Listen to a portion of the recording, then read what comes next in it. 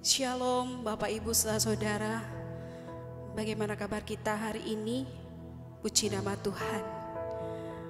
Mari sekalipun di dalam kondisi yang sedemikian, kita mengucap syukur dan tetap mengucap syukur kepada Tuhan, karena Tuhan masih memberikan waktu bagi kita untuk kita bisa memuji dan menyembah nama Tuhan. Dan pada hari ini, pada minggu pertama ini, saya ajak kita untuk menyembah kepada Tuhan. Kita mau mempersembahkan pujian syukur kita kepada Tuhan. Mari kita mau menanggalkan segala mungkin masalah kita. Mungkin saat ini kita menghadapi segala macam situasi yang ada. Mari kita datang kepada Tuhan dengan merendahkan hati kita kepada Tuhan dan memuliakan Dia dengan penyembahan kita kepada Tuhan. Sebelum itu mari kita berdoa kepada Tuhan agar kuasanya, agar Roh Kudusnya yang saat ini ada di tengah-tengah kita, di tiap-tiap keluarga, itu yang akan memberikan kemampuan, kekuatan dalam hidup kita untuk kita bisa mempermuliakan nama Tuhan. Terima kasih Bapa di surga untuk waktu yang telah Tuhan berikan bagi kami. Dan ini sangat berharga bagi kami ya Tuhan, untuk kami dapat mengucapkan terima kasih dengan setiap pujian dan penyembahan kami di hadapan-Mu. Mari ya Allahku, Engkau hadir lewat kuasa Roh Kudus-Mu di tengah-tengah setiap anak-anak Tuhan, jemaat-Mu dimanapun mereka berada, supaya ibadah kami merupakan ibadah yang diberkati oleh Tuhan, ibadah yang berkenan di hadirat-Mu Tuhan, dan Engkau mencurahkan setiap berkat-Mu bagi kami, khususnya berkat-berkat secara rohani, memberikan kekuatan bagi setiap kami ya Tuhan. Engkau menilik setiap hati kami dan Engkau menjamah setiap kehidupan kami yang lemah. Kau berikan kekuatan, dan saat ini mungkin di dalam kesedihan Tuhan memberikan penghiburan, dan dalam permasalahan kami Tuhan Engkau akan memberikan jalan keluar. Di saat kami boleh merasakan hadirat-Mu berada di tengah-tengah kami Tuhan, pimpin kami dari awal sampai pada akhir, supaya sungguh-sungguh Tuhan sekali lagi ibadah kami boleh menyenangkan hati Tuhan. Terima kasih Bapa di surga, terima kasih. Haleluya. Sebab Engkau Yesus yang layak dimuliakan. Haleluya Tuhan.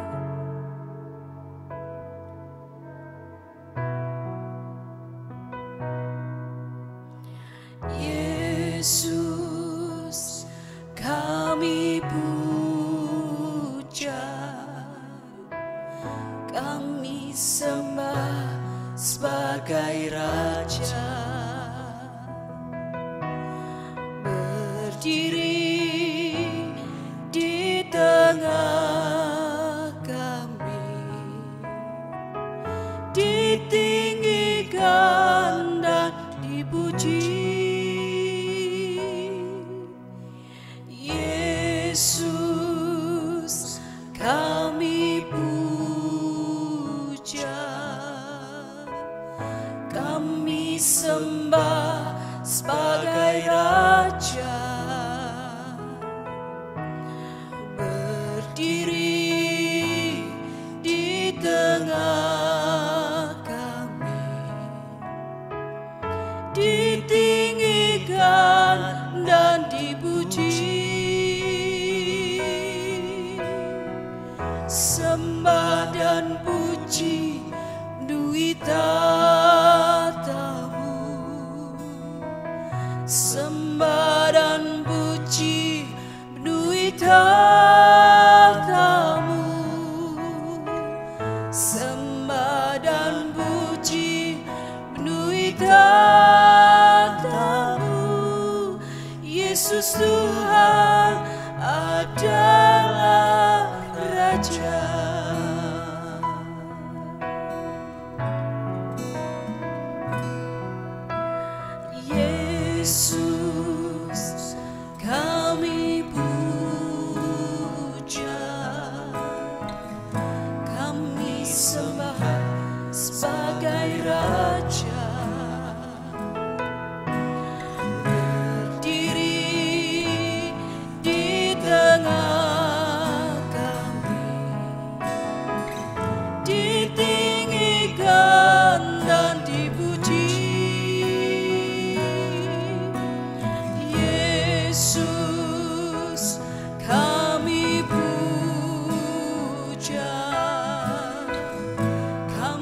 kami sembah sebagai Raja.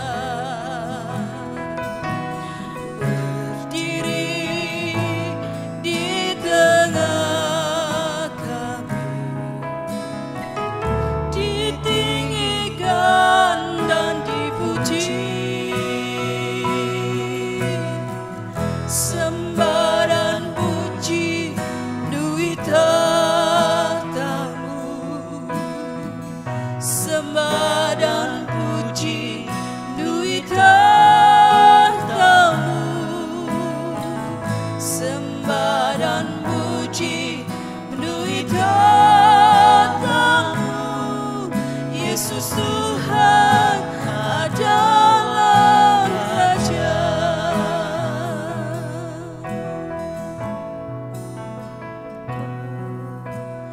Yesus kami puja, kami sembah sebagai Raja.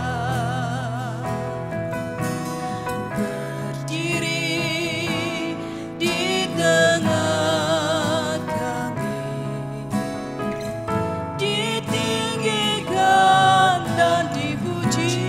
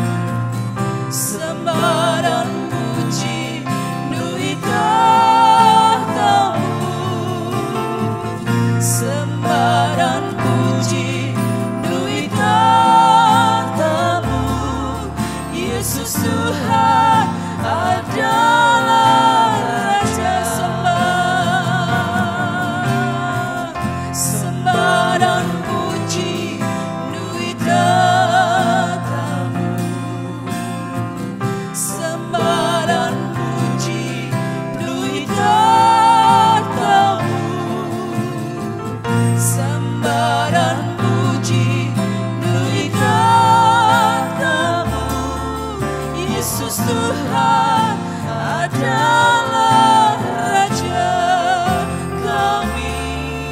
Yesus Tuhan adalah Raja kami. Yesus Tuhan adalah Raja.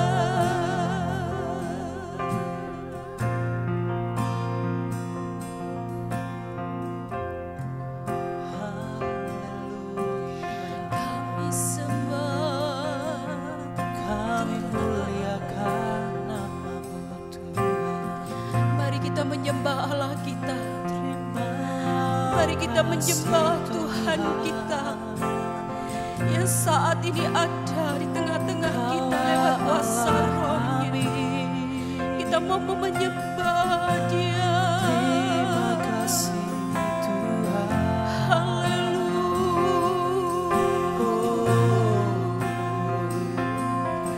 Kami sembah, Sembah Engkau Tuhan. kami memuji. Kami agung. Terima kasih Tuhan.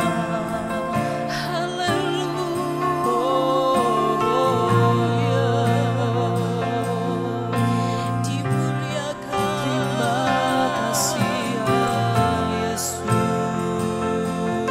Diagungkan.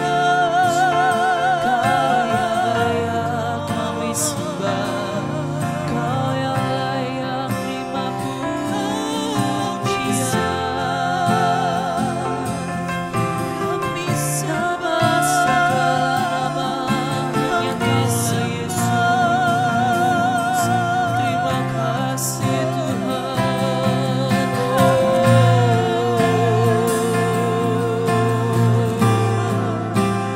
Hanya Tuhan.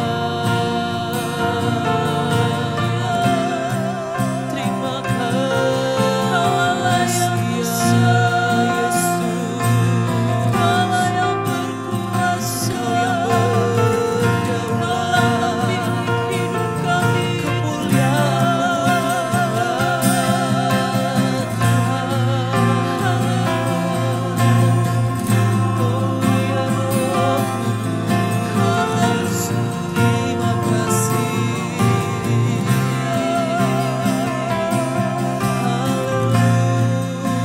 Mari kita menyanyikan pujian.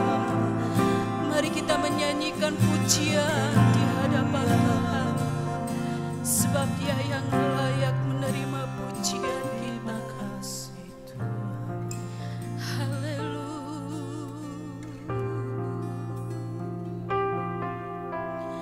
Yesus. Yesus.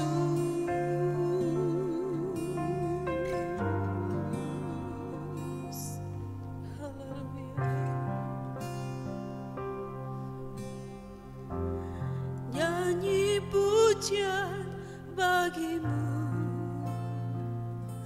Tuhan, pujian bagi-Mu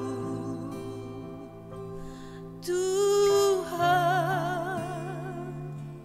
Nama-Mu besar dan layak dipuji. Nyanyi pujian bagi-Mu Tuhan, pujian bagi-Mu Tuhan. Nama-Mu besar dan layak dipuji. Nyanyi pujian bagi-Mu Tuhan,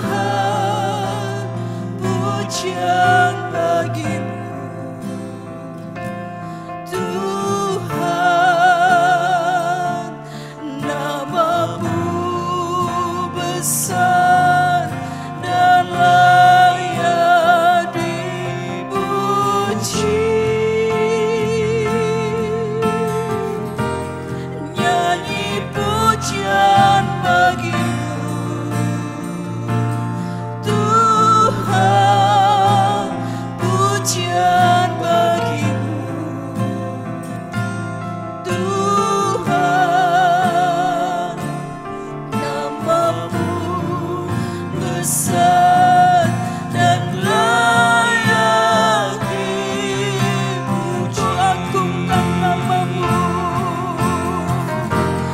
Keagungkan namamu, Tuhan, agung namamu, Tuhan, namamu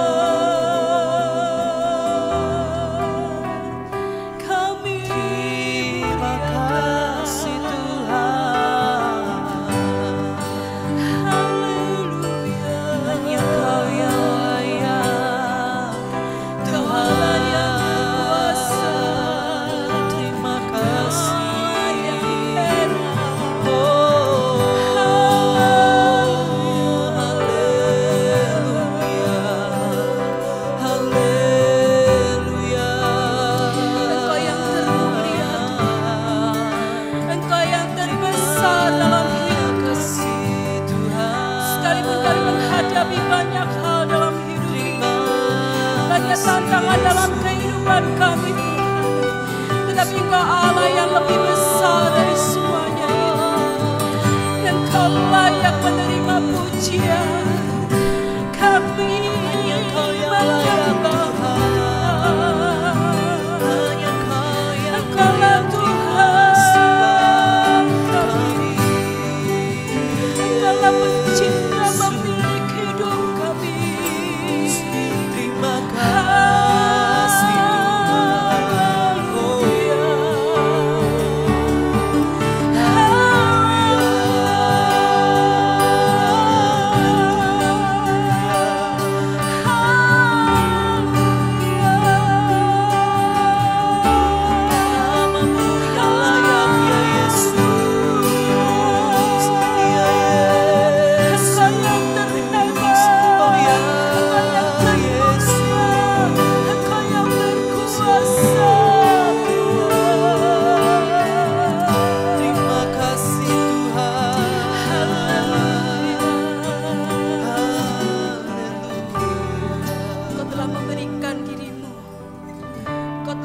segalanya buat kehidupan kami. Engkau yang telah mati bangkit bahkan sampai detik hari ini. Oleh karena doa-Mu Tuhan, kami tetap ada sebagaimana kami ada. Engkau tahu betapa kami lemah Tuhan, tetapi sungguh Engkau yang terhebat, Engkau yang terkuat dalam hidup kami. Terima kasih Tuhan, karena Engkau Allah yang kudus, Allah yang kudus Tuhan.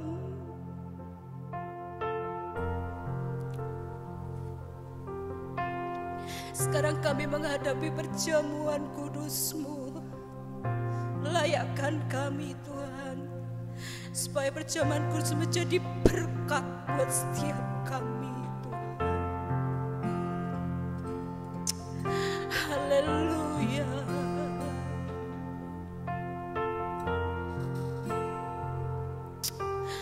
Haleluya Jesus.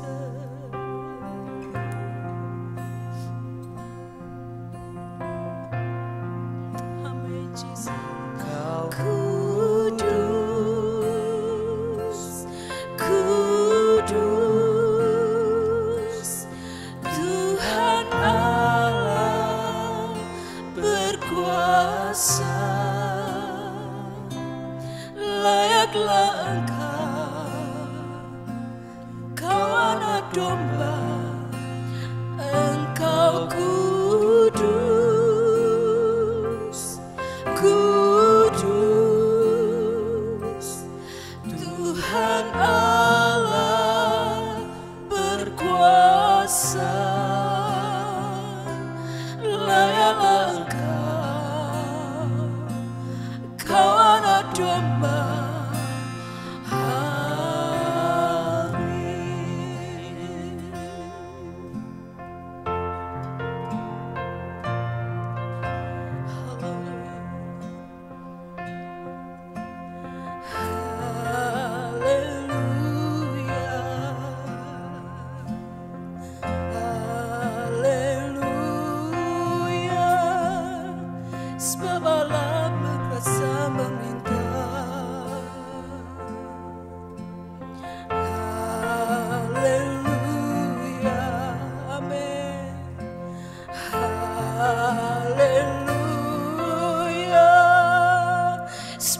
Allah berkuasa meminta.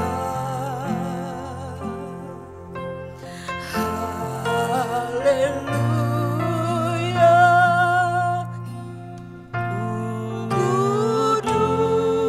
Kudus, kudus, haleluya.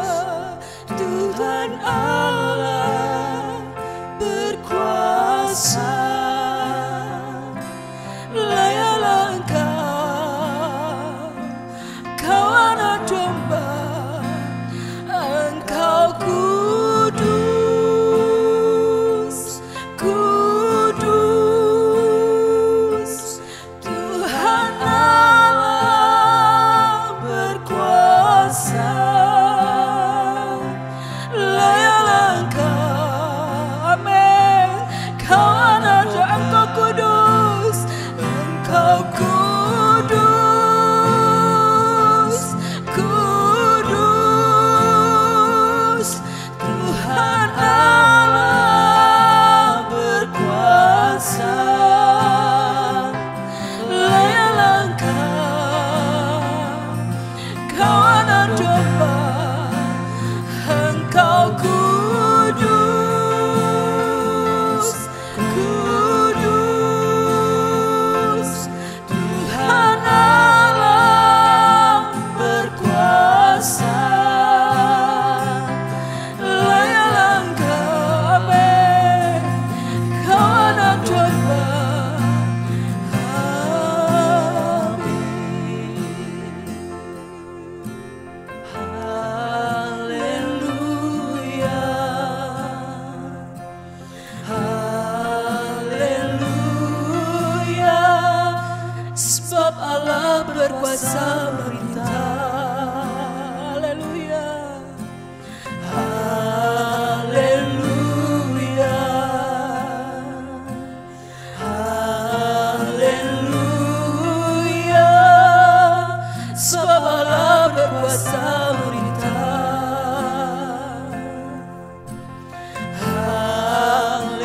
Haleluya, haleluya.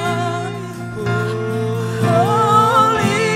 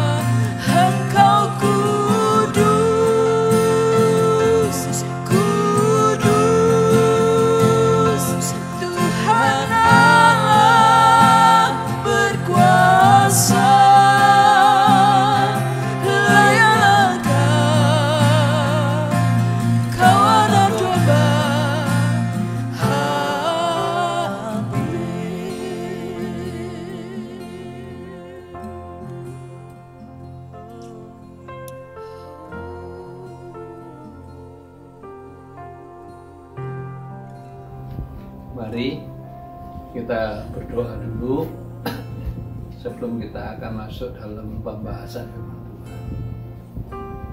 Bapa yang di sorga, bersyukur dan terima kasih pagi ini Engkau masih mau berbicara melalui hamba-Mu yang tidak berguna ini.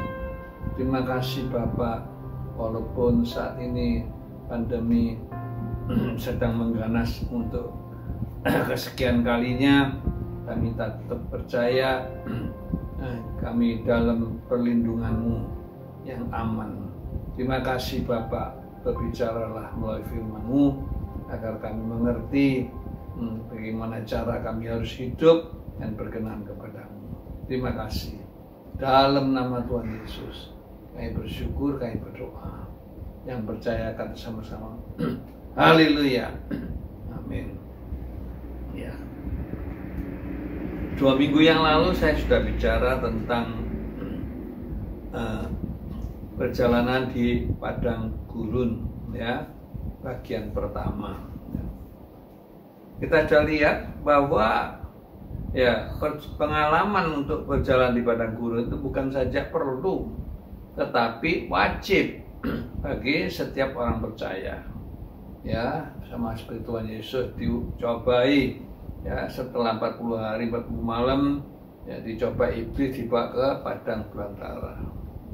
Demikian juga kita lihat Yakub, ya, ketika dia seorang diri lari dari kakaknya yang membunuh dia, ya, di padang belantara itulah dia seorang diri, dia bertemu dengan Tuhan. Ya. Kita akan baca bersama-sama dari Ulangan pasal 1 ayat 19 sampai yang ke-20. Ya. Ulangan pasal 1 ayat 19 sampai 20. Ya. 2, 3. Kemudian kita berangkat dari Horeb dan berjalan melalui segenap padang gurun yang besar dan dahsyat yang telah kamu lihat itu, ke arah pegunungan orang Amori, seperti yang diperintahkan kepada kita oleh Tuhan Allah kita. Lalu kita sampai di Kades Barnea. Ketika itu aku berkata padamu, kamu sudah sampai di pegunungan orang Amori yang diberikan kepada kita oleh Tuhan Allah kita. Jadi kita lihat, ya, begitu orang Israel keluar dari Mesir, ya, mereka setelah menyeberang Laut Kolsom atau Laut Merah, ya, lalu Tuhan pimpin mereka berjalan di padang gurun, ya, padang gurun yang besar, padang gurun yang dahsyat, ya. Sekarang mereka sudah ada, ya, di Kades Barnea, ya. Tinggal mereka nyebrang Sungai Yordan, ya, mereka sudah sampai di tanah Kanaan. Ya. Nah, kita lihat kenapa ya Tuhan itu kok keluar dari Mesir langsung dibawa ke padang gurun. Ya, padang gurun itu kan gersang, ya, panas, ya, angin, ya, sangat sulit untuk hidup di situ. Ya. Nah, kita lihat bagian pertama yang lalu, ya, alasan pertama, ya, supaya kita belajar, ya, mengenal pimpinan Tuhan dan penyertaan Tuhan. Ya. Artinya kita belajar taat, ya, seperti seorang prajurit, ya, taat kepada komandannya. Haleluya. Ya, ini penting. Ya, kalau seorang prajurit tidak bisa taat pada komandannya, kacau. Ya, ini pasukan yang kacau. Demikian dalam perjalanan hidup kita, ya, kalau kita tidak bisa taat sama Tuhan, ya, pasti timbul banyak problem-problem, masalah-masalah. Nah, ini yang pertama, ya. Nah, kita sekarang lihat, ya, yang kedua, ya, kita akan lihat yang kedua, ya. Apa tujuan Tuhan? Ya. Yang kedua, supaya kita belajar mengenal, ya, pemeliharaan Tuhan. Ya, jadi Tuhan bukan cuma mimpin, ya, tapi Dia juga memberi, ya, hal-hal yang kita butuhkan. Ya, jadi kita mengenal, ya, punya pengalaman, ya, bagaimana pasukan-pasukan, ya, yang terus-menerus oleh Tuhan dalam kehidupan kita. Apa yang kita butuhkan, makan, minum, pakaian, ya, semua Tuhan, ya, menyediakan, menyuplai dalam kehidupan kita. Ya. Dan pengalaman ini sangat penting.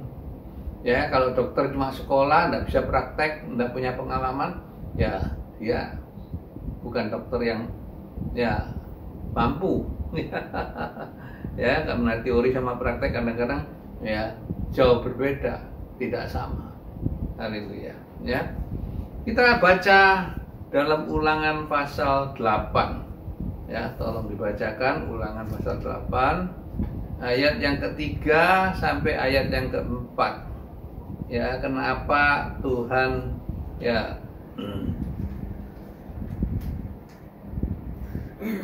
Ulangan 8 ayat yang ketiga sampai keempat. Ya. Demikianlah firman Tuhan. Jadi Ia merendahkan hatimu, membiarkan engkau lapar, dan memberi engkau makan mana yang tidak kau kenal dan yang juga tidak dikenal oleh nenek moyangmu, untuk membuat engkau mengerti bahwa manusia hidup bukan dari roti saja, tetapi manusia hidup dari segala yang diucapkan Tuhan. Pakaianmu tidaklah menjadi buruk di tubuhmu, dan kakimu tidaklah menjadi bengkak selama 40 tahun ini. Ya. Jadi Tuhan itu, ya, membawa mereka ke padang gurun, ya, supaya apa? Supaya Ia merendahkan hatimu. Ya, dan dibiarkan engkau lapar. Haleluya. Ya, kalau kita jalan terus, ya, pasti lapar. Ya. Karena lapar lalu butuh makanan. Ya. Untuk mencukupi orang sebanyak itu, waktu mereka keluar hampir 2 juta orang, ya, akhirnya Tuhan kirim apa? Tuhan kirim mana? Dari surga. Haleluya. Ya. Nah, dan mana ini makanan yang tidak dikenal. Artinya mana itu, apa itu? Ya, apa itu? Makanan apa itu? Ya. Ya, artinya, ya, makanan ini tidak kamu kenal, ya, juga tidak dikenal oleh nenek moyangmu. Ya, supaya apa? Ya, membuat engkau mengerti, supaya engkau mengerti bahwa manusia hidup itu bukan dari roti saja, tetapi hidup dari segala yang diucapkan Tuhan. Ya. Kemudian dikatakan pakaianmu tidak menjadi buruk di tubuhmu. Ya, jadi akibat makanan mana, makanan yang penuh dengan vitamin, ya, penuh dengan gizi, ya, sehingga dalam tubuh manusia tidak mengeluarkan cairan-cairan yang bisa merusakkan pakaian. Ya. Dan kakimu tidak bengkak selama 40 tahun ini. Ya, biasanya manusia yang normal, ya, kalau banyak jalan kakinya bisa bengkak. Haleluya. Ya. Tapi ini orang Israel berjalan terus. Ya, bahkan selama 40 tahun Tuhan katakan tidak pernah bengkak. Haleluya, puji nama Tuhan. Ini luar biasa tentunya. Ya, dalam Ulangan 29 ayat 5 dikatakan kasutmu tidak pernah robek. Ya, tak pernah rusak. Ya, bayangkan, ya. Biasanya, ya, kita belikan separuh itu buat anak-anak, ya, 3 bulan, setengah tahun sudah rusak. Ya, tapi ini sepatu yang dibuat dari rumput. Ya, rumput dipakai selama 40 tahun, nggak pernah rusak. Haleluya, ya. Kita bayangkan luar biasa. Ya, waktu itu orang Israel, ya, jumlahnya sudah makin tambah. Ya, kurang lebih ada 3 juta orang. Ya, bayangkan mencukupi makanan 3 juta orang ya selama 40 tahun. Ini bukan sesuatu yang gampang, ya. Bahkan negara yang paling kaya pun ya tidak sanggup ya menghidupi 3 juta rakyatnya terus menerus selama 40 tahun. Ya, jadi kita lihat ini luar biasa. Ya, dalam 1 Korintus 10 ayat 4 ya, yang mereka minum adalah batu karang yang menyertai mereka. Ya. Jadi minum itu menyertai mereka. Batu karang siapa? Yaitu Yesus Kristus. Ya, tiap mereka butuh minum disediakan. Haleluya. Ya, sehingga tidak satu pun dari mereka yang mati karena kelaparan. Tidak satu pun dari mereka yang mati karena ya kehausan. Ya, yang ada mati karena dihukum Tuhan, karena melakukan pelanggaran. Haleluya. Ya. Kita baca Bilangan 11 ayat 31 sampai 34. Ya, apa yang terjadi ketika orang Israel ingin makan daging? Ya, dicatat dalam Bilangan 11 ayat 31 sampai 34. Tolong bacakan. Bilangan 11 ayat yang 31 sampai 34. Lalu bertiuplah angin yang dari Tuhan, asalnya dibawanya lah burung-burung puyuh dari sebelah laut, dan dihamburkannya ke atas tempat perkemahan dan di sekelilingnya, kira-kira sehari perjalanan jauhnya ke segala penjuru, dan kira-kira 2 hasta tingginya dari atas muka bumi. Lalu sepanjang hari dan sepanjang malam itu, dan sepanjang hari esoknya, bangkitlah bangsa itu mengumpulkan burung-burung puyuh itu, setiap orang sedikit-dikitnya mengumpulkan 10 homer. Kemudian mereka menyebarkannya lebar-lebar sekeliling tempat perkemahan, selagi daging itu ada di mulut mereka. Sebelum dikunyah, maka bangkitlah murka Tuhan terhadap bangsa itu, dan Tuhan memukul bangsa itu dengan suatu tula yang sangat besar. Sebab itu dinamailah tempat itu Kibrot Ta'awa, karena di sanalah dikuburkan orang-orang yang bernafsu rakus. Amin. Ya, jadi ketika mereka ya ingin makan daging, mereka bilang, waduh, dulu kita di Mesir begini-begini. Ya. Lalu Tuhan bilang sama Musa, ya, besok kasih tahu sama orang Israel, besok aku akan kirim daging. Haleluya. Ya. Nah, sehingga tertiuplah angin dari Tuhan. Ya, memaksa burung-burung puyuh itu ya berhamburan, nggak bisa terbang, lalu berhamburan di atas kemah orang-orang Israel. Ya, di sekelilingnya kira-kira 1 hari perjalanan ke segala penjuru. Ya, artinya kemahnya di sini, ya, burung puyuhnya berjalannya sekitar 1 hari perjalanan. 1 hari perjalanan kurang lebih 40 kilo. Ya, jadi di sekitarnya kemah itu selama 40 kilo itu semuanya ada burung puyuh. Haleluya. Ya, kita bisa lihat nanti gambarnya, ya, mana dan burung puyuh. Haleluya. Ya, jadi kita lihat ya, sehingga orang-orang Israel ya sepanjang hari, sepanjang malam, dan sepanjang hari esoknya ya mereka memburu burung-burung puyuh itu. Ya, sehingga tiap orang sedikitnya mengumpulkan 10 gomer, 10 gomer, ya, 10 gomer itu artinya kurang lebih 2.990 kilo, kurang lebih 3.000 kilo, 1 orang. Bayangkan, ya. Lalu mereka sebarkan, ya, di sekitar kemah mereka. Ya, kita tahu burung-burung itu suka buang kotoran. Ya, karena mereka begitu tamak, begitu rakus, kumpulkan begitu banyak, ya, sehingga di kemahnya itu pasti baunya busuk. Ya, dan lebih lucunya karena mereka memburu, ya, untuk mendapatkan lebih banyak dari, ya, dari burung puyuh itu, ya, mereka lupa mandi. Ya, mereka lupa, ya, beribadah pada Tuhan. Haleluya. Ya, mereka tidak lagi memelihara, ya hari-hari untuk Tuhan. Kenapa? Karena keburu ya hawa nafsu mereka. Ya Tuhan lihat begitu, ya minta daging dikasih, nah malah mereka lupakan Tuhan. Ya sehingga Tuhan menghukum mereka dengan hukuman yang berat, ya, dan mereka mati dibunuh. Ya, dan tempat di mana mereka dibunuh itu disebut Kibirat Ta'wa.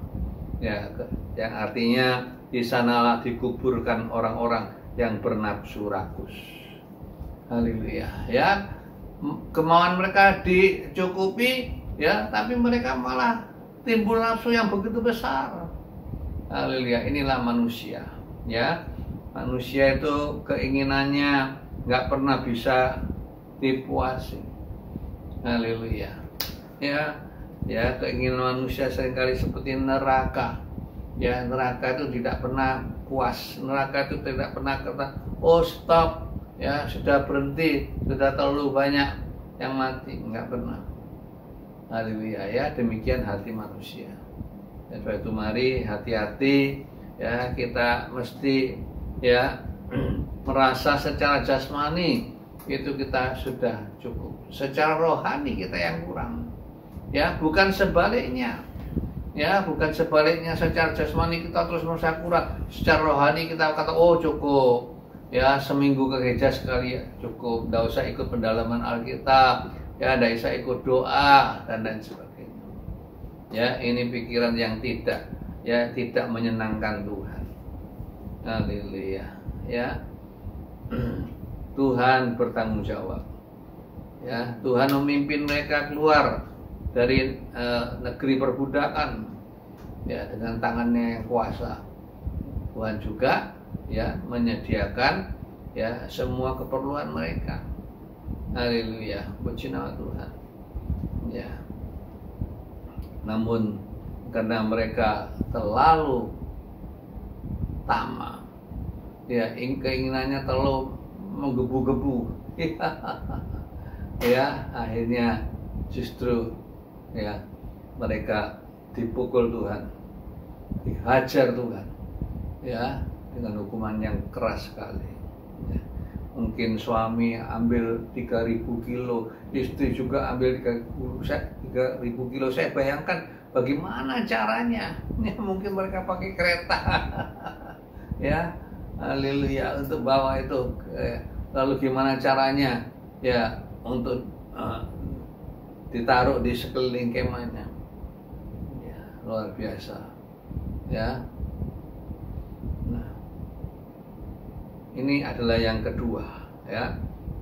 Tuhan ya ingin mereka belajar, ya, mengenal bagaimana pemeliharaan Tuhan, ya.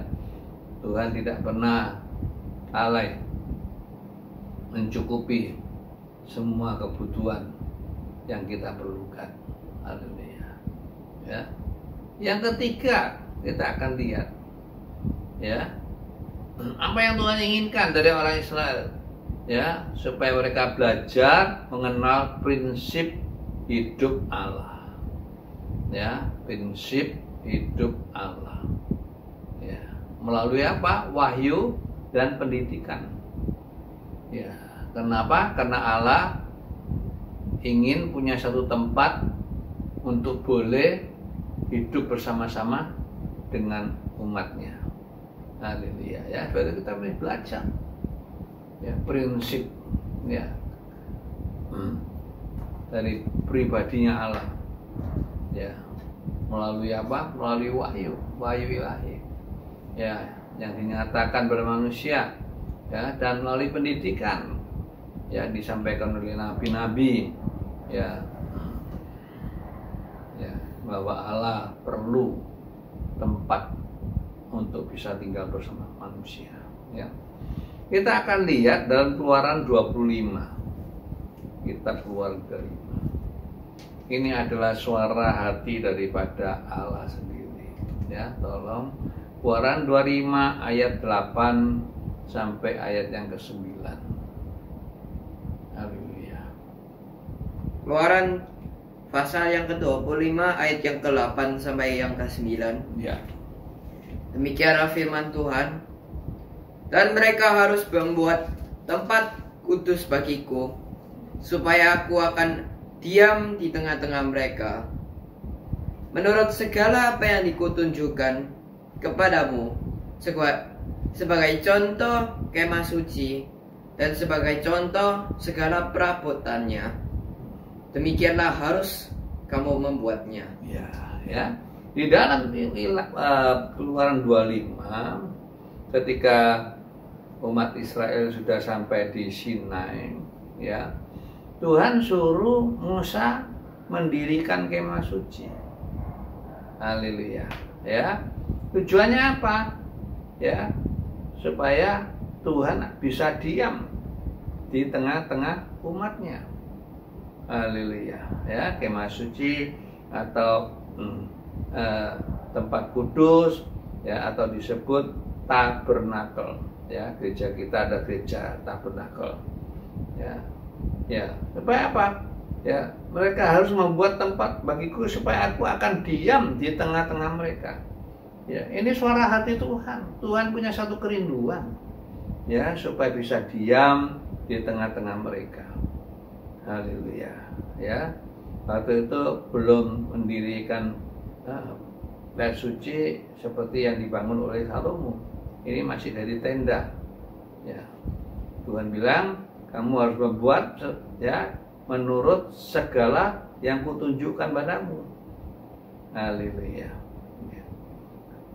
Dalam Efesus pasal 2 ayat 22, tolong dibaca. Ya, Efesus 2 ayat 22. Efesus 2 ayat yang ke-22, demikianlah firman Tuhan.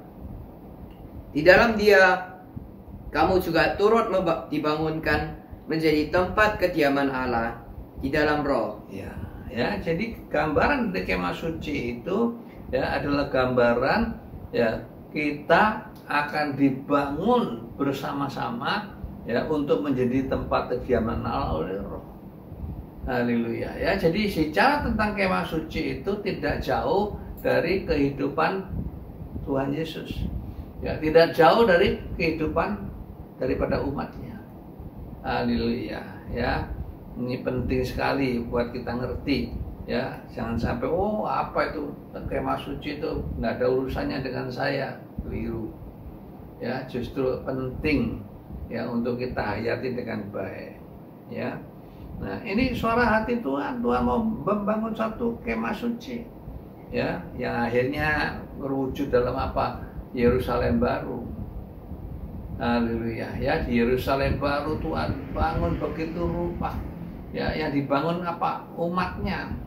Haleluya, ya. Kita sudah lihat Yerusalem baru itu begitu indah, ya. Bahkan sampai ditulis Allah turun dari sorga untuk hidup di tengah-tengah umatnya, berkemah di tengah-tengah umatnya.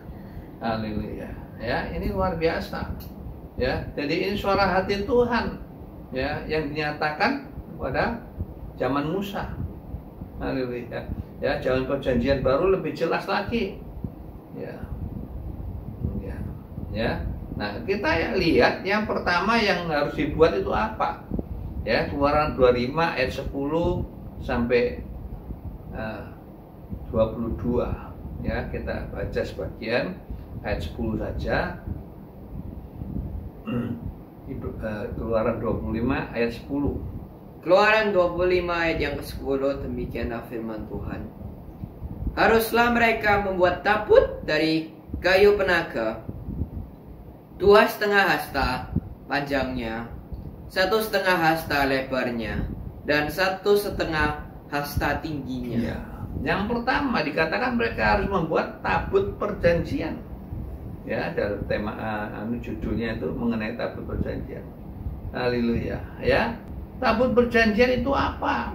Tabut perjanjian itu adalah wujud daripada pribadinya Allah dalam Yesus Kristus.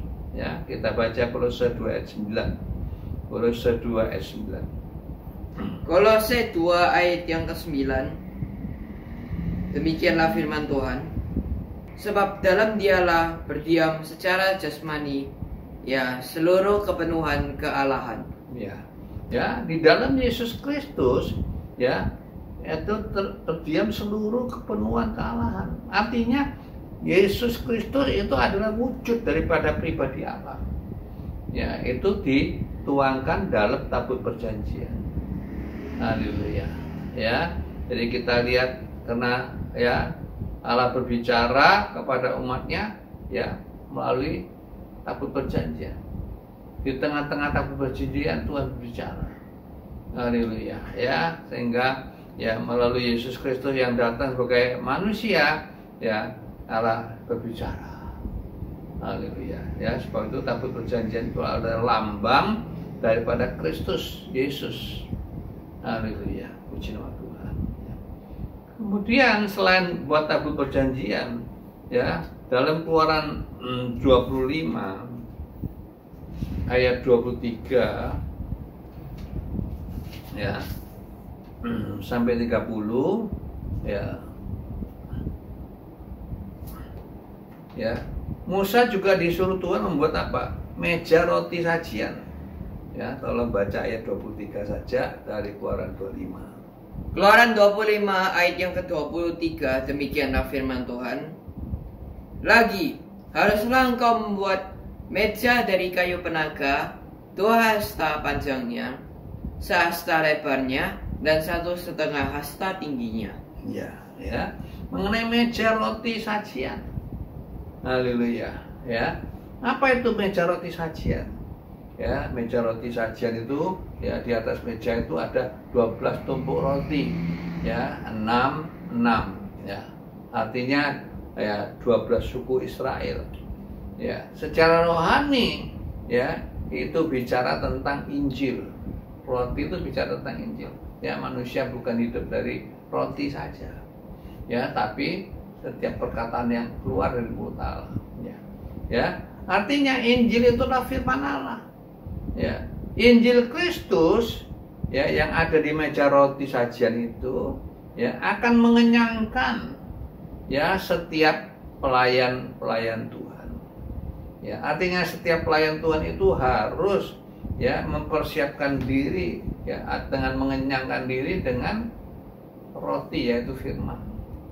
Ya, sehingga apa yang kita sampaikan itu bukan pendapat kita sendiri, bukan kemauan kita sendiri, bukan ambisi kita sendiri, tapi betul-betul firman Tuhan. Ya, seringkali firman Allah Tuhan kita selewengkan untuk kepentingan diri kita sendiri. Ya, dan itu ya itu jahat di mata Tuhan. Ya, ya. Jadi kita harus bisa mengenyangkan ya orang-orang yang datang mencari firman Tuhan, dia kenyang dengan firman. Ya, bukan kenyang dengan angan-angan yang kita buat. Ya, sukseslah, kayalah, sehatlah, dan lain sebagainya. Haleluya. Ya. Yang ketiga, ya, selain tabut perjanjian, selain roti, ya, yang ketiga kita lihat tentang kendil. Ya, kendil atau pelita emas. Ya, Keluaran 25 ayat 31 sampai 40. Ya, sampai 40 ya, tapi kita baca ayat 31 saja ya. Tolong, Keluaran 25 ayat 31. Keluaran 25 ayat yang ke-31. Demikianlah firman Tuhan. Haruslah engkau membuat kandil dari emas murni, dari emas tempaan. Harus kandil itu kamu dibuat, baik kakinya, baik batangnya, kelopaknya, dengan tombolnya dan kembangnya, haruslah seiras dengan kandil itu. Ya, ya, yang ketiga mereka harus buat kandil. Kandil itu pelita emas. Ya, pelita emas itu artinya pelita yang menyala. Haleluya. Ya, sebab ya dalam kemah suci itu kalau tidak ada pelitanya ya akan jadi gelap. Haleluya. Ya, jadi pelita itu harus menyala terus. Ya. Ini gambar apa? Ya, ini menggambarkan bahwa Yesus Kristus adalah terang dunia. Ya, ditulis dalam Yohanes 8 ayat 12. Ya. Ya. Yesus adalah terang dunia. Barang siapa yang ikut Yesus, ya tidak akan berjalan dalam gelap. Ya, kalau orang bilang, oh, aku ikut Yesus, aku percaya Yesus, aku murid Yesus, aku hamba Tuhan, ya melayani Yesus, tapi kalau jalannya tidak dalam terang, itu berarti bohong. Ya, masih pertahankan ya model-modelnya yang lama, ya, dandanan yang lama, ya, yang tidak sesuai ya dengan predikat sebagai orang percaya. Ya, ingat Yesus adalah terang dunia. Ya, perintah itu dibuat menunjukkan bahwa Yesus itu terang dunia. Ya, demikian juga kita harus jadi terang dunia. Selama aku di dalam dunia ini, akulah terang dunia. Artinya kalau setelah Tuhan Yesus pergi, Tuhan Yesus berkata, kamulah terang dunia. Haleluya. Ya, jangan sampai orang ragu kalau kita ini orang percaya Tuhan, tapi dandanan kita masih belum berubah, perkataan kita masih belum berubah. Ya, buat kehidupan kita masih tetap yang lama. Haleluya. Ya. Dalam Wahyu pasal 1 ayat 20, tolong Wahyu pasal 1 ayat 20. Ya. Ya, tolong dibaca. Wahyu 1 ayat yang ke-20, demikianlah firman Tuhan. Dan rahasia ketujuh, bintang yang telah kau lihat pada tangan kananku, dan ketujuh kaki dian emas itu, ketujuh bintang itu ialah malaikat ketujuh jemaat, dan ketujuh kaki dian itulah ketujuh jemaat. Ya, jadi ketujuh kaki dian itu adalah 7 jemaat. Haleluya. Ya, bukan Tuhan Yesus saja ya yang menjadi terang dunia, tapi gereja Tuhan ya juga harus jadi terang dunia. Ya, ini digambarkan dalam Wahyu pasal 1 ayat 20. Haleluya. Ya, sebab itu dalam Kisah Rasul pasal 5 ayat 32, Rasul-rasul berkata, kami adalah saksi dari semua itu. Haleluya. Ya, orang percaya, saudara dan saya harus jadi saksi. Ya, menyaksikan bagaimana ya Tuhan Yesus sudah datang ke dunia ini, ya mati buat dosa-dosa kita. Haleluya. Selama hidupnya dia banyak menolong orang, dia menjadi terang. Haleluya. Ya, sehingga itu kita juga harus jadi garam dan terang. Puji nama Tuhan. Ya, itu baru hidup Kristen yang sejati, yang sesungguhnya. Ya, bukan asal-asalan hidup, ya, sudah percaya Tuhan tapi hidupnya masih ya suka judi, suka minum, ya, suka pinjem nggak bayar dan lain sebagainya. Itu nggak boleh terjadi. Haleluya. Puji nama Tuhan. Ya. Yang keempat kita lihat ya dalam Keluaran 27 ayat 1 sampai 8. Ya, kita Keluaran pasal 27 ayat 1 sampai 8. Ya, kita baca ayat 1-nya saja ya, tentang mezbah korban bakaran ya. Keluaran 27 ayat yang ke-1, demikianlah firman Tuhan. Haruslah engkau membuat mezbah dari kayu penaga, 5 hasta panjangnya dan 5 hasta lebarnya, sehingga mezbah itu 4 persegi, tetapi 3 hasta tingginya. Ya, jadi kita lihat ya Tuhan juga suruh membuat mezbah korban bakaran. Ya, apa itu mezbah korban bakaran? Ya, binatang yang mau dipersembahkan, ya, itu selain darahnya dicurahkan, ya, kotorannya kotorannya dikeluarkan, lalu dibakar seluruhnya. Haleluya. Ya, dibakar seluruhnya. Puji nama Tuhan. Ya, jadi ini menggambarkan apa? Ya, dalam Ibrani 10 ayat 8 sampai 10 itu menggambarkan ya korbannya daripada tubuh Kristus. Ya, tolong kita baca Ibrani 10 ayat 8 sampai 10. Ibrani 10 ayat 8 sampai 10. Ibrani 10 ayat yang ke-8 sampai yang ke-10, demikianlah firman Tuhan. Di atas ia berkata, korban dan persembahan, korban bakaran dan korban penghapus dosa, tidak engkau kehendaki dan engkau tidak berkenan kepadanya, meskipun dipersembahkan menurut hukum Taurat. Dan kemudian katanya, sungguh aku datang untuk melakukan kehendakmu. Yang pertama ia menghapuskan, supaya menegakkan yang kedua. Dan karena kehendaknya, inilah kita telah dikuduskan satu kali untuk selama-lamanya oleh persembahan tubuh Yesus Kristus. Iya, ya, kita dikuduskan sekali untuk selamanya oleh korban daripada tubuh Kristus. Ya, jadi mezbah korban bakaran itu melambangkan tubuh Kristus. Ya, yang disalib, dicambuk, diludahi, diambil pakaiannya dan lain sebagainya. Ya, dipalu, ya, kemudian ditusuk, ya, tombak, dirusuknya, ya, seperti korban bakaran, ya, di atas mezbah. Haleluya. Ya, selanjutnya kita lihat, ya, tentang mezbah pembakaran ukupan atau disebut mezbah dupa. Ya, dalam Keluaran pasal 30 ayat 1 sampai ayat 10, Musa disuruh membuat mezbah pembakaran ukupan, ya. Ayat 1 saja. 30 ayat 1. Keluaran 30 ayat yang pertama, demikianlah firman Tuhan. Haruslah kau buat mezbah, tempat pembakaran ukupan, haruslah kau buat itu dari kayu penaga.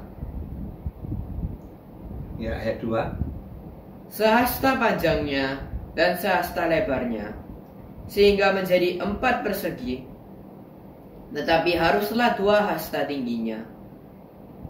Tanduk-tanduknya haruslah seiras dengan mezbah itu. Ya, ya, jadi kita lihat, ya, Tuhan suruh Musa juga membuat mezbah pembakaran ukupan atau disebut mezbah dupa. Haleluya, ya, di atas itu bukan korban, bukan binatang, tapi dupa. Haleluya, wangi-wangian. Ya, itu yang dibakar. Ya, apa itu wangi-wangian? Dalam Ibrani pasal 7 ayat 25 itu, ya, mezbah korban duka itu artinya gambaran dari doa, ya, Tuhan Yesus untuk umatnya. Ya, tolong baca Ibrani 7 ayat 25. Ibrani 7 ayat yang ke-25, demikianlah firman Tuhan. Karena itu, ia sanggup juga menyelamatkan dengan sempurna semua orang yang oleh Dia datang kepada Allah, sebab Ia hidup senantiasa untuk menjadi pengantara mereka. Ya, yang pengantara itu permohon. Ya, ya, pemohon. Haleluya, doa syafaat. Puji nama Tuhan, ya. Jadi mezbah korban bakaran itu bicara tentang doa syafaat yang Tuhan naikkan untuk umatnya. Ya, jadi seluruh tabernakel yang dibuat itu ada hubungannya, ya, dengan pribadi Tuhan Yesus dan ada hubungannya dengan pribadi kita. Ya, karena kita ini umat Allah. Haleluya. Ya, kita ini dibangun bersama-sama untuk menjadi tempat kediaman Allah oleh Allah. Haleluya. Ya. Yang terakhir kita akan lihat Keluaran 30 ayat 17 sampai 21 mengenai bejana pembasuhan. Ya, tolong dibaca. Keluaran 30 ayat yang ke-17 sampai 18. Demikianlah firman Tuhan. Berfirmanlah Tuhan kepada Musa, haruslah engkau membuat bejana dan juga alasnya dari tembaga untuk pembasuhan, dan kau tempatkanlah itu antara kemah pertemuan dan mezbah, dan kau taruhlah air ke dalamnya. Ya, ya. Jadi kita lihat terakhir ada mezbah, ya, pembasuhan. Haleluya, ya, mezbah pembasuhan. Ya. Artinya apa? Ya, artinya Kristus ada sumber pembasuhan dosa dan kecemaran. Ya, hanya Yesus Kristus yang mampu ya membasuh semua dosa kita. Ya, semua kesalahan kita dibasuh di dalam darahnya. Haleluya. Sehingga kita jadi cemerlang, ya, tidak ada kerut, ya, atau cemar dan lain sebagainya. Haleluya. Ya, dalam surat Titus pasal 3 ayat 5 mengatakan, ya, tolong, Titus pasal 3 ayat 5 mengatakan, demikianlah firman Tuhan.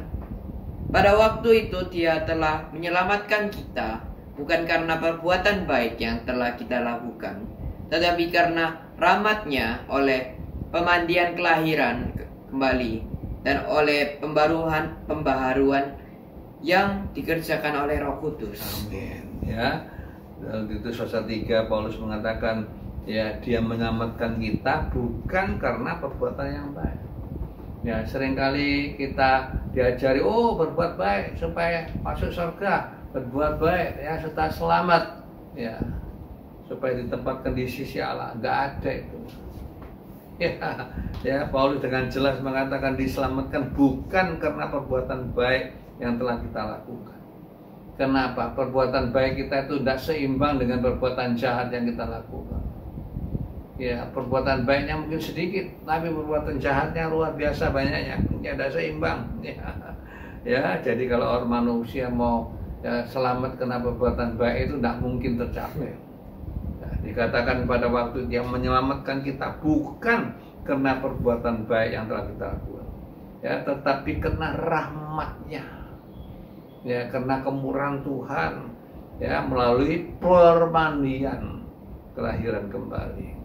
Ya, batu manusia itu, orang percaya itu kenapa harus dibaptis, ya, dimasukkan dalam bejana pembasuhan, ya, supaya, ya, terjadi satu kelahiran kembali.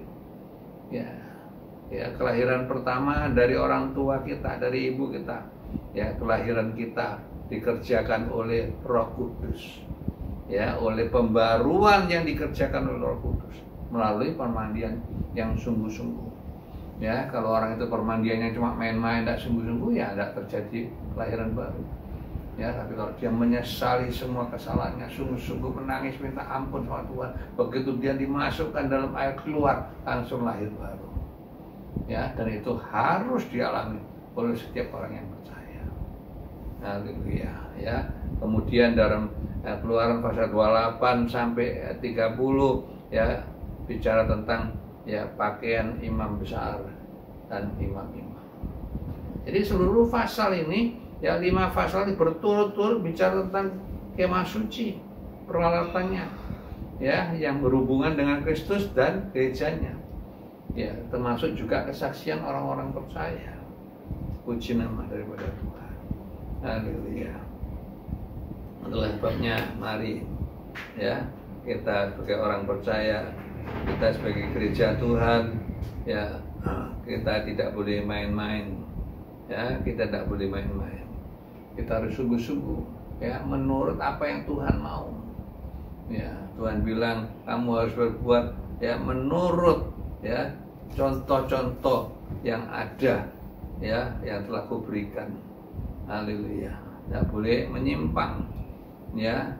Sebagai contoh kemah suci, sebagai contoh segala perabotnya, ya, demikian kamu harus, ya, kamu harus berbuat. Artinya tidak boleh dikurangi, tidak boleh ditambahi. Ya, puji nama Tuhan, ya, supaya apa? Supaya betul-betul, ya, Tuhan senang, ya, Tuhan kerasan tinggal di dalam kehidupan kita. Roh Kudus kerasan suka, ya, tinggal dalam hati kita. Ya, tinggal dalam hidup orang-orang percaya, warga orang-orang percaya. Haleluya. Ya, sehingga dalam hidup warga ini penuh dengan damai, suami istri, orang tua, anak, saudara dengan saudara. Ya, tidak saling, ya, kontok-kontokan, caci maki, ya, tidak saling membunuh karena warisan dan lain sebagainya. Ya, tapi betul-betul, ya, kita itu satu keluarga yang penuh dengan harmonis. Ya, orang lain, tangga-tangga bisa menyaksikan, wah, ini betul nih keluarganya yang bahagia.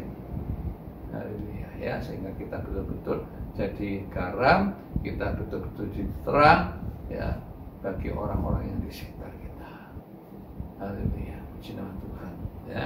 Kiranya Tuhan tolong melalui perjalanan, ya, di padang gurun yang kedua, ya, kita belajar, ya, untuk mengerti apa itu prinsip hidup yang Tuhan mau. Haleluya, puji nama Tuhan, ya. Nah, 2 minggu akan datang, nanti kita akan lihat, ya, perjalanan padang gurun yang ketiga, ya. Yang lalu kedua, ini yang lalu pertama, ini yang kedua, ya, dan 2 minggu lagi kita akan lihat yang ketiga.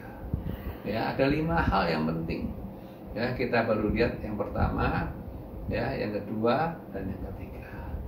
Haleluya, ya. Yang pertama kita belajar untuk, ya, belajar untuk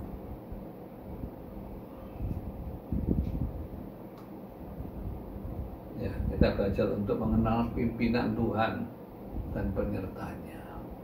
Ya, kita belajar taat. Ya, seperti, ya, tentara harus taat kepada komandannya. Ya, yang kedua kita, ya, belajar mengenal, ya, kita belajar mengenal pemeliharaan Tuhan.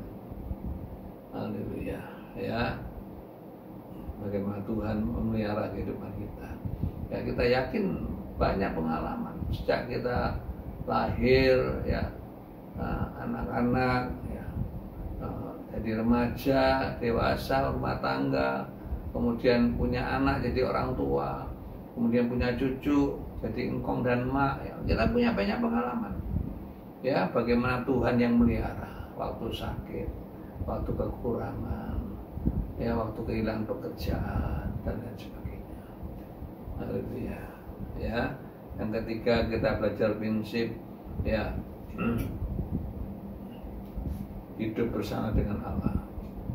Ya, bagaimana pribadi Allah itu seperti apa? Allah itu suci, Allah itu benar. Haleluya, ya. Allah itu, ya, mulia, agung, ya.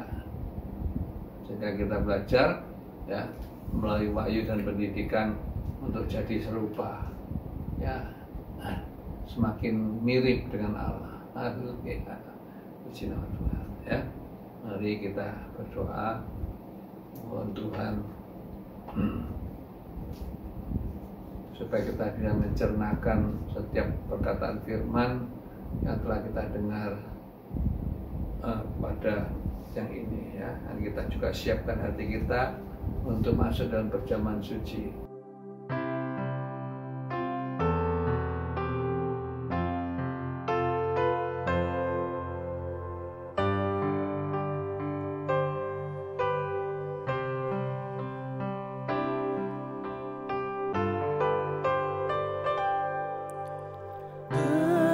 Berserah kepada Yesus, tubuh, roh, dan jiwaku.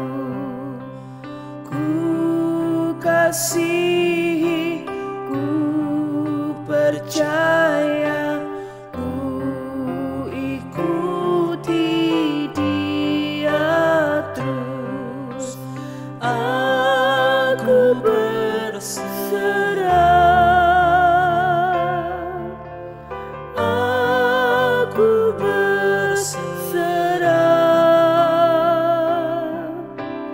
pada Yesus.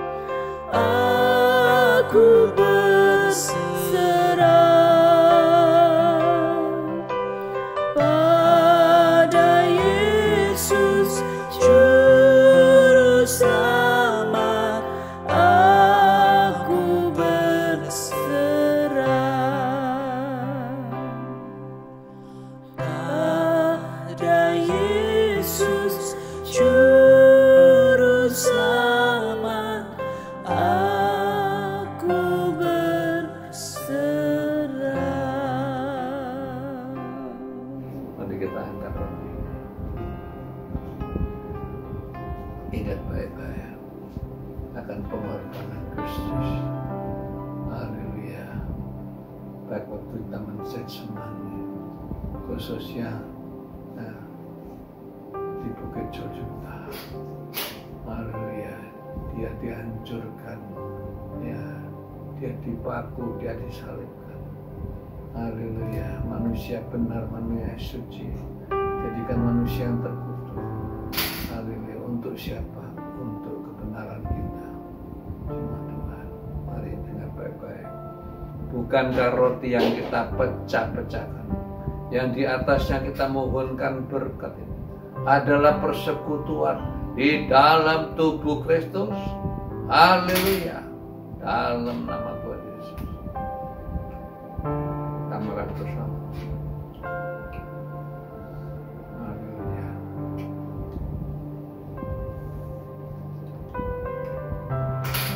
Terima kasih Tuhan. Terima kasih Tuhan, Engkau dihancurkan. Haleluya. Supaya kami dibenarkan. Haleluya. Terima kasih. Terima kasih. Kita angkat cawan minumnya. Haleluya. Bukankah cawan minuman yang di atasnya kita mohonkan berkat adalah persekutuan di dalam darah Yesus. Haleluya. Dalam nama Tuhan Yesus.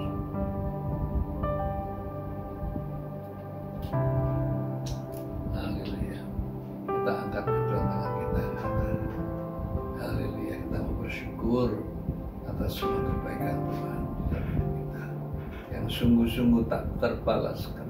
Haleluya. Haleluya. Kecuali kita hidup menyenangkan Tuhan, hidup memuaskan Tuhan. Haleluya. Puji nama Tuhan. Bapa, kami bersyukur, terima kasih karena Engkau begitu baik dalam kehidupan kami. Engkau bukan saja menyelamatkan kami, Engkau juga akan membimbing menyertai kami. Bahkan Tuhan akan mencukupi semua kebutuhan kami, terutama rohani kami, sampai kami nanti berjumpa dengan Engkau. Itulah sebabnya melalui tabernakel kita belajar mengenal sifat-sifat Allah yang kudus, sifat Tuhan yang penuh dengan kemurahan. Haleluya. Untuk belajar sungguh-sungguh kami boleh mengasihi orang lain seperti Engkau mengasihi kami. Terpujilah nama Tuhan. Dan lagi kita mau berjalan terus dengan iman bersama dengan Engkau. Puji nama Bapa.